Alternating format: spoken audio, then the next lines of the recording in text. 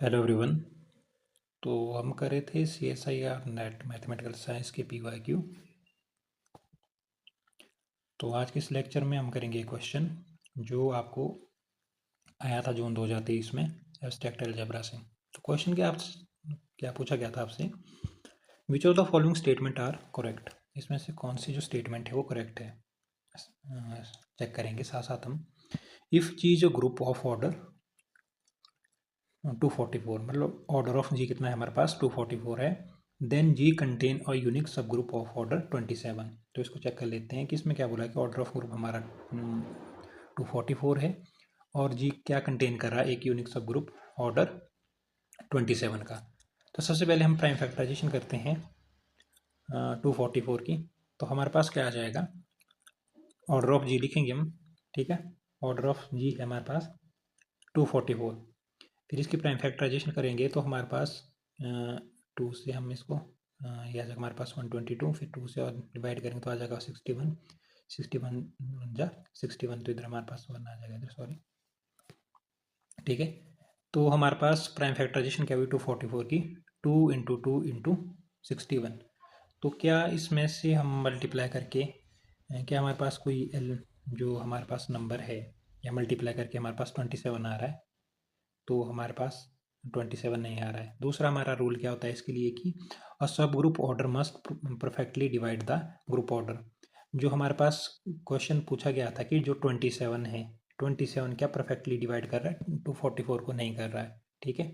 और इसके हमने प्राइम फैक्टराइजेशन भी की तो इसमें हमारा 27 हमारा कहीं नहीं आ रहा है। तो हम क्या बोलेंगे कि जो हमारा जी है वो कंटेन नहीं कर रहा है एक unique sub group of order 27 का, ठीक है।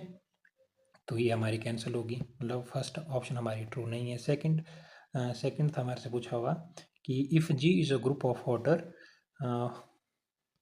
1694, ठीक है, 1694, then G contain a unique sub group of order 121। तो अगर आपने सिंपल ट्रिक से करना है इसको, ठीक है, तो आपने देखना है कि जो हमारा 121 है क्या वो 1694 को डिवाइड कर रहा है, जी हाँ कर रहा है, ठीक है। और दूसरा क्या है, आप इसकी प्राइम फैक्टराइजेशन कर सकते हैं 1694 की। तो जब हम इसकी प्राइम फैक्टराइजेशन करेंगे तो हमारे पास क्या आ जाएगा 2 7 11 11, ठीक है।